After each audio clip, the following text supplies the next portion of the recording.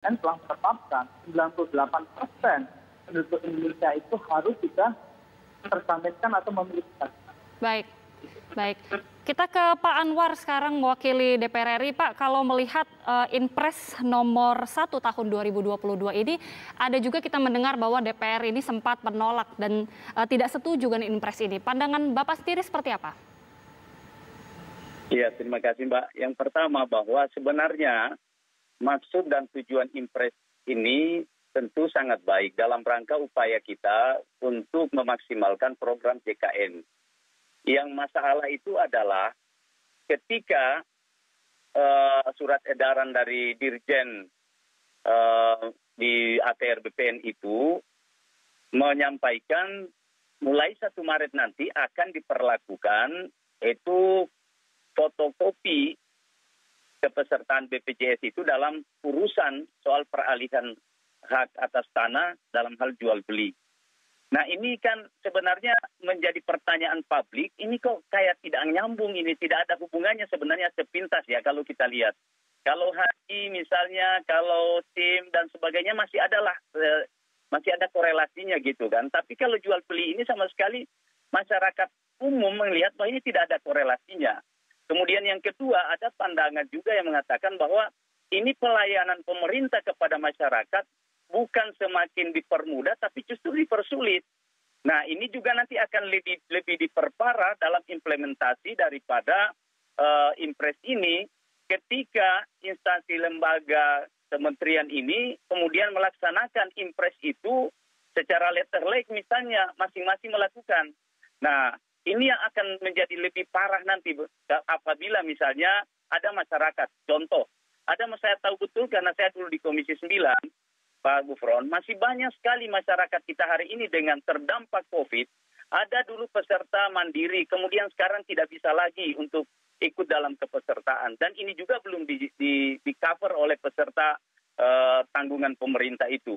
Nah kalau misalnya mereka ini belum bisa menjadi peserta hari ini, kemudian mereka melakukan jual beli untuk kelangsungan hidupnya misalnya, maka pada saat itu pasti kalau tidak ada diskresi di kementerian terkait atau lembaga terkait atau instansi apapun yang melayani masyarakat, contohnya notaris, PPAT, kemudian Badan Pertanahan, hanya melihat surat edaran itu tanpa ada kebijakan kepada masyarakat, untuk masyarakat yang menengah ke bawah, ini pasti akan menyulitkan masyarakat. Berarti Bapak melihat di situ intinya. Oke, berarti Bapak melihat ini ada yang diuntungkan, tapi ada juga yang dirugikan gitu ya Pak? Sebenarnya bukan ya, yang akan dirugikan nanti masyarakat yang misalnya belum terdaftar sebagai peserta BPJS karena ketidakmampuan mereka.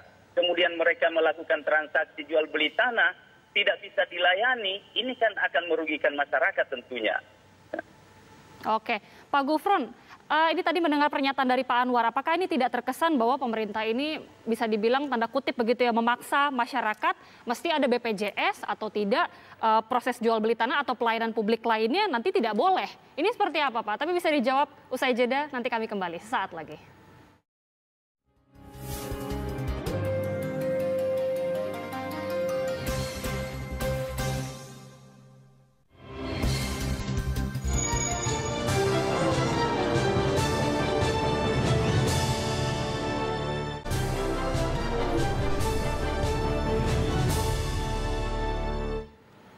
Masih bergabung bersama kami di Kabar Petang dan kita masih melanjutkan dialog. Pemirsa, saya ke Pak Gufron sekarang. Pak Gufron tadi menjawab pertanyaan yang menggantung tadi. Apakah ini tidak terkesan bahwa pemerintah ini seakan-akan memaksa begitu ya masyarakat bahwa harus ada BPJS, harus aktif BPJS atau tidak boleh mengurus surat tanah atau jual beli tanah atau bahkan pelayanan publik lainnya tidak boleh, Pak?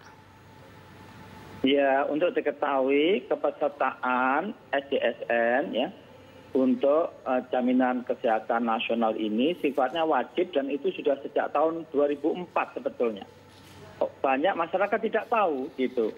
Nah kalau masyarakat tidak mampu, mohon maaf mungkin miskin dan lain sebagainya, nah itu dibayari oleh pemerintah gitu. Kalau orang jual beli tanah biasanya kan juga mampu dan ini bisa cepat ya. Jadi tolong ya, bisa kita itu kalau ngecek sebetulnya kita peserta aktif apa tidak. Yang penting ini kan waktu jual beli itu dia memang aktif sebagai peserta jaminan kesehatan. Jadi itu yang belum punya, katakanlah ingin ngecek, gampang sekali ya, dengan mobile JKN aplikasi. Nah, caranya gimana?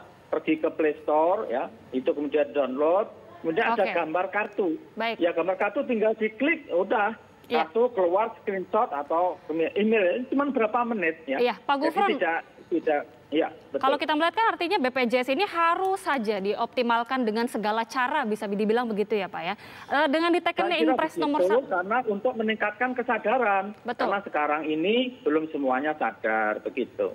Dan untuk saya sampaikan ya, untuk pensiunan pegawai negeri atau ASN, TNI, Polri itu sudah otomatis ya, tidak perlu pusing, sudah semua otomatis. Baik Pak, untuk target sendiri yang dikejar ada berapa peserta JKN Pak yang harus ditargetkan aktif pada tahun ini?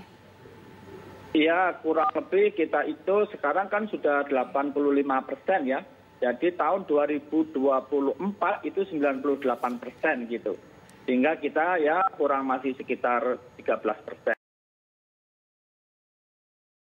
Pak Gufron tadi bahwa ini kan memang harus dioptimalisasi. Kalau Pak Anwar sendiri melihat, apakah ini sebenarnya kebijakannya baik, tapi hanya timingnya saja yang tidak tepat? Karena kita tahu saat ini kondisi perekonomian sangat susah dan tentunya malah jadi membuat perekonomian semakin terpuruk begitu Pak. Karena buat jual beli tanah saja jadi susah. Iya, jadi saya kira begini Mbak, saya kira kalau Pak Gufron itu memang tugasnya beliau itu harus dapat target gitu kan. Saya tidak melihat persoalan BPJS di sini sebetulnya. Saya lebih melihat kepada soal pelayanan kepada masyarakat.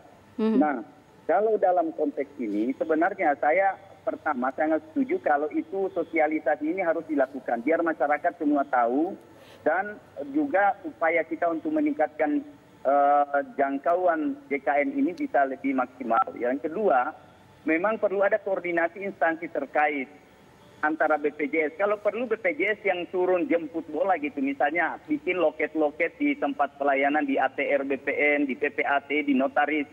Begitu ada masyarakat misalnya yang tidak mampu, yang saya lebih kepada masyarakat tidak mampu. Kalau masyarakat yang mampu ya itu urusan mereka, berarti mereka bandel tidak mau ngurus, ini kan penting. Ini mandatori, ini BPJS wajib.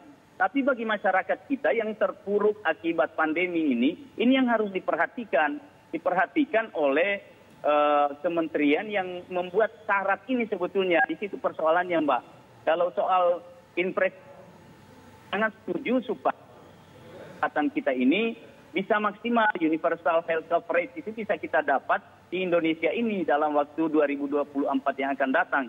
Tapi persoalannya jangan sampai mengejar target ini justru akan menyusahkan masyarakat kita, utamanya masyarakat yang tidak mampu.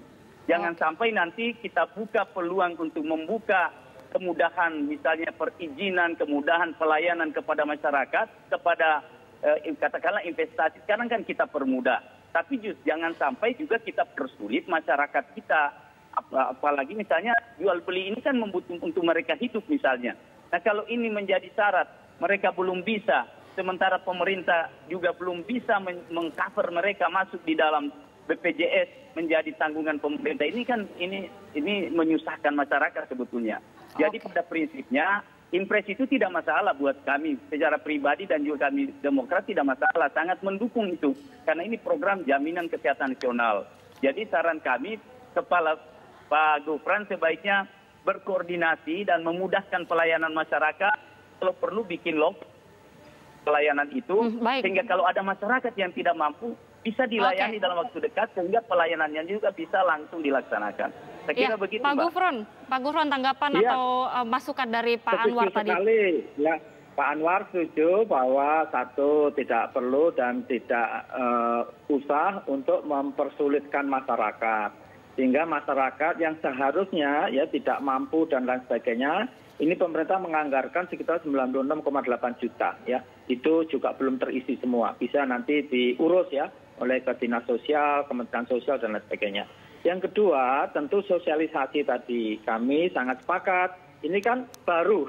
Jadi belum banyak yang tahu gitu ya. Jadi sepakat sekali Pak Anwar untuk sosialisasi, nanti DPR boleh bantu dan lain sebagainya. Saya kira itu harus diketahui dan ini untuk semua pihak dan tidak memberatkan ya. Nanti sekali lagi Kalau yang berat, kalau yang orang beli tanah, beli rumah, saya kira orang punya uang lah gitu. Oh, belum menjadi peserta, nah itu makanya untuk bisa menjadi peserta. Kalau sudah menjadi peserta, ngeceknya dalam kurang dari 3 menit sudah bisa dapat itu tadi kartu atau digital. Baik, mudah-mudahan ini bisa menjadi masukan. Jangan sampai karena kejar target ini jadi menyusahkan masyarakat, dan tentunya ini harus ada jaminan begitu yang bisa diberikan atau bantuan yang bisa diberikan agar tidak bisa menyusahkan masyarakat. Baik, terima kasih Pak Gufron dan juga Pak Anwar sudah bergabung bersama kami di Dialog Kabar Petang. Sehat-sehat selalu.